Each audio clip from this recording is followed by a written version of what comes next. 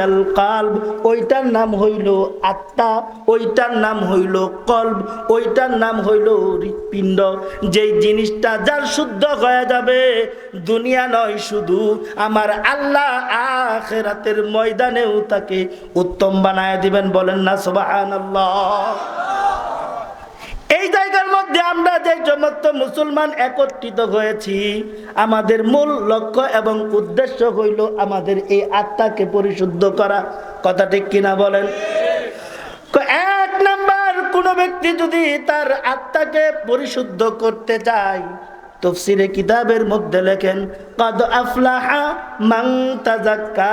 এই আয়াতের তফসিরে ইবনে কাসিরের ভিতরে 6টা বিষয়ের কথা আলোচনা করা হয়েছে, আর তফসিরে কুরতুবির ভিতরে 4টা বিষয়ের কথা আলোচনা করা হয়েছে।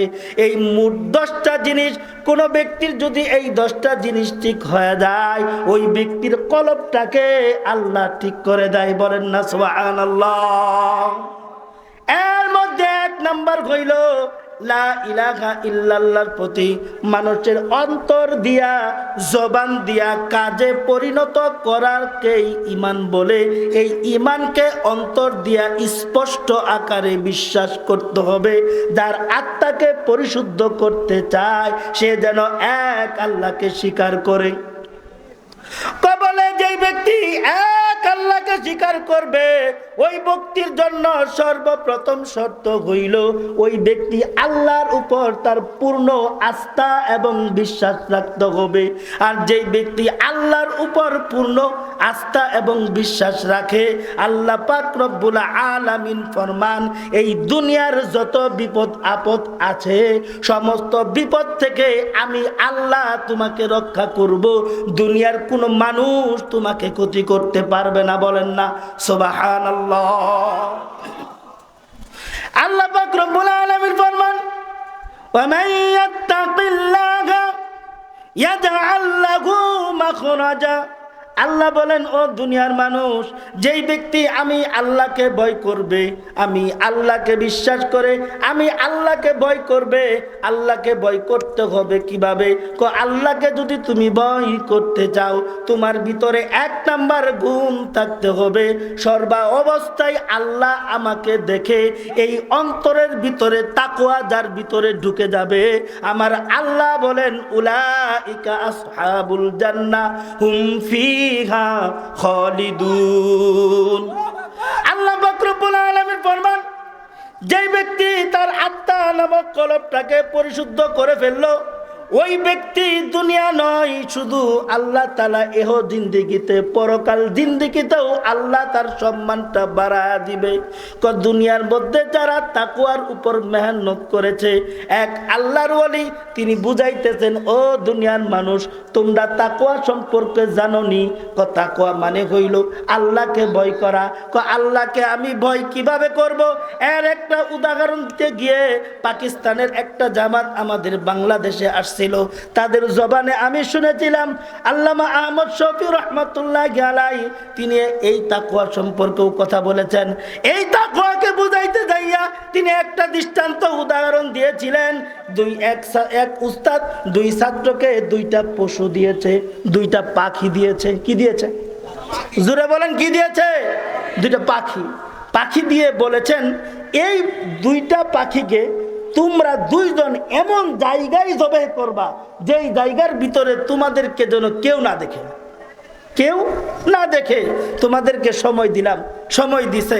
তো একজন ফিরে আসছে, সময় শেষ, ফিরে আসছে। আসার পর দেখে একজন ওই চড়ুই বাচ্চা যেটা দিয়েছে ওইটা জীবিত ফিরায় নিয়ে আসছে।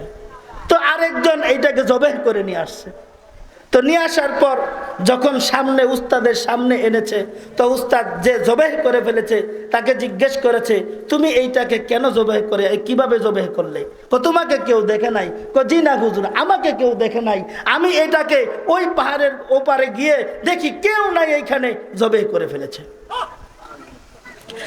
এখন অপর ছাত্রকে জিজ্ঞেস করেছে, বাবা তুমি এইটাকে জবাই করো নাই কেন?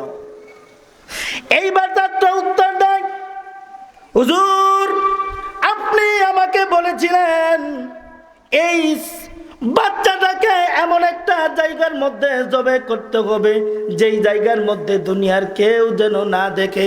হুজুর আমি এই চড়ুইটাকে জবে করার জন্য পাহাড়ের পাদদেশে গিয়েছি, ওইখানে দেখলাম দুনিয়ার কোনো কেউ নাই, কিন্তু একমাত্র আমার আল্লাহ আমার দিকে তাকায় আছে। হুজুর এইটাকে জবে করার জন্য আমি আবার বাথরুমের ভিতরে গিয়েছি, অন্ধকারের মধ্যে গিয়েছি, দুনিয়ার কোনো মানুষ নাই, কিন্তু আমার চোখের সামনে আমার আল্লাহকে আমি দেখতে পাই। আপনি বলেছেন কারোর সামনে তুমি জবে করতে পারবে না, দুনিয়ার কেউ না দেখলেও আমার আল্লাহ আমাকে দেখে, এই জন্য আমি আল্লাহর সামনে জবে করতে পারি না। এইবার হুজুর ডাক দিয়ে বললেন, ও আমার ছাত্র, যেই ব্যক্তি আল্লাহকে এইভাবে ভয় করবে, দুনিয়ার ভিতরে তুমি ঘরের কোনায়, ঘরের পিছনে, খাটের নিচে, ঘরের কোনায় অন্ধকারে তুমি কি পরিমাণ পাপ করেছো, দুনিয়ার কোনো মানুষ তোমাকে দেখে নাই, একমাত্র আল্লাহ দেখেছে।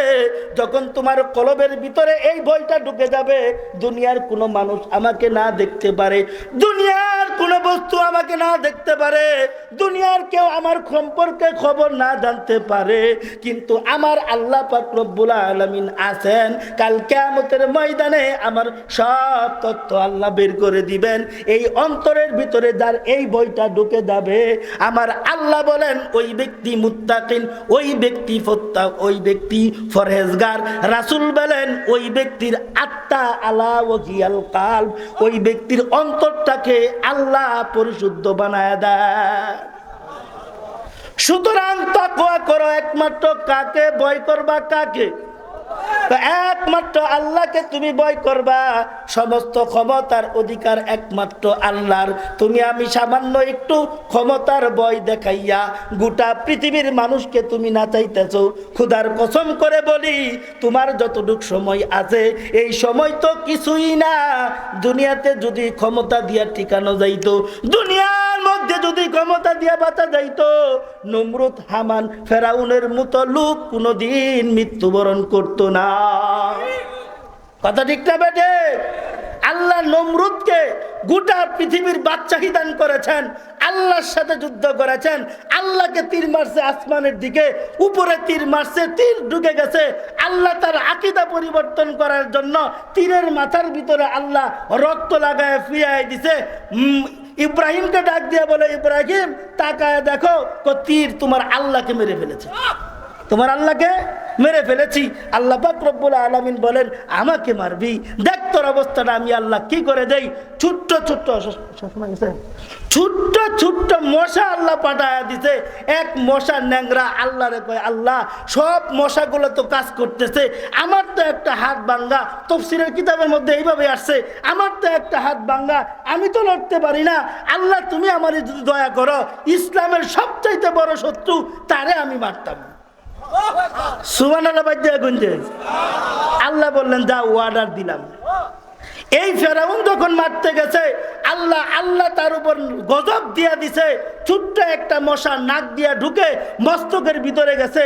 প্রশ্ন হইল, একটা মশা যখন টুটির ভিতরে ঢুকে পেটের ভিতরে যায়, ওই মশা থাকে না গলে যায়? জোরে বলেন, থাকে না গলে যায়? গলে যায়। মশা মাথায় ঢুকছে, এই মাথায় যখন মাথার মধ্যে কামড় দেয় তখন বাড়ি দেয়। শেষ পর্যন্ত আল্লাহ এই বেঈমানকে, আল্লাহর শত্রুকে জুতা পিলা বাড়ি খাওয়াইয়া, খরমের বাড়ি খাওয়াইয়া দুনিয়ার থেকে বিদায় করে দিয়েছেন। বলে দুনিয়ার ভিতরে তুমি নিজেকে বলো আমার আমার আমার দেশ, আমার সব। এই দেশের মানুষ বাংলাদেশ থেকে তোমাকে কুত্তার মতন তাড়াইয়া দিয়েছে। আমার আল্লাহর গজব তোমার উপর সঠিকভাবে পড়েছে। সুতরাং ক্ষমতা দিয়ে তুমি দুনিয়াতে টিকতে পারবা না। দুনিয়াতে তুমি টিকতেও পারো নাই। 17 বছর সঠিকভাবে কোন মসজিদের ইমাম কোন একটা মাঠের ভিতরে সঠিকভাবে দিনের দাওয়াতের প্রচার প্রসার করতে পারে নাই। আল্লাহ হুজুরদের চোখের দোয়ার বদৌলতে গোটা দুনিয়া বাংলাদেশ থেকে আল্লাহ স্বৈরা শাসককে দাঁড়ায় দিয়েছেন। কথা ঠিক কিনা বলেন?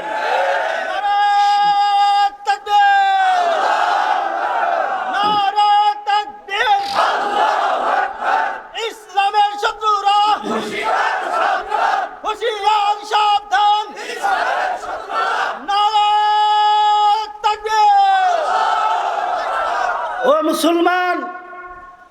ফেরাউন নিজের ক্ষমতা টিকায় রাখার জন্য ছোট ছোট বাচ্চাদেরকে হত্যা করেছে। ওয়াইদ নাজ্জাইনাকুম মিন আলি ফিরআউনা ইয়াসুমুনাকুম সুআল আযাব ইউযাব্বিহুনা আবনাআকুম ওয়া ইস্তাহইউনা নিসাআকুম। নিজের ক্ষমতাকে টিকিয়ে রাখার জন্য, নিজের ক্ষমতাকে বাঁচায় রাখার জন্য মায়ের কুলের থেকে সদ্য বাচ্চা ভূমিষ্ঠ হয়েছে, জন্ম নিয়েছে, এই বাচ্চাকে আল্লাহর রাস্তায় আল্লাহর সৈনিক হবে, কিন্তু তাদেরকে মেরে ফেলেছে। আমার আল্লাহ বলেন, আমি আল্লাহ এত বড় জুলুম থেকে বনি ইসরায়েলকে বাঁচাইছি, বনি ইসরায়েলকে পানির ভিতরে ডুবায় মারছি, দুনিয়ার কোনো ক্ষমতা তাকে বাঁচাইতে পারে নাই।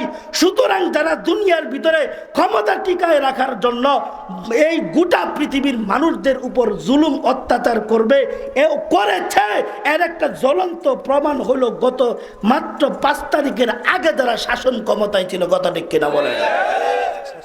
আজকে তারা ফেরাউন বাচ্চাদেরকে হত্যা করেছে আর স্পষ্ট বক্তব্য দিয়েছে। ডাইরেক্ট সেনাবাহিনীর প্রধান, নৌবাহিনীর প্রধান, বিমান বাহিনীর প্রধান সবাইকে বলছে, হাজার হাজার বাচ্চাদেরকে মৃত্যুর মুখে ঠেলে দাও, আমার ক্ষমতা আমি ছাড়বো না। আমার আল্লাহ বলেন, এই বাচ্চাদেরকে দিয়েই তোরা এমন ভাবে দেশ থেকে বিদায় করব, এমন ভাবে তোকে বের করব, তুই সময় পাবি না। মাত্র 45 মিনিট সময়, এই সময় নিয়ে বাংলাদেশ থেকে বের হতে বাধ্য হয়েছে। সুতরাং ভারত যায়ও তোমার কোনো শান্তি থাকবে না, তোমার পাসপোর্টের মেয়াদ নাই, আবার বাংলাদেশে আসতে হবে। বাংলার জনগণ মানুষের সামনে তোমার বিচার হবে। কথা ঠিক কিনা বলে? ইনিল হুকমু ইন্না লিল্লাহ। আল্লাহ পাক রব্বুল আলামিন আমাদের সবাইকে এই মাজালিসুর রহমানে বসছি এর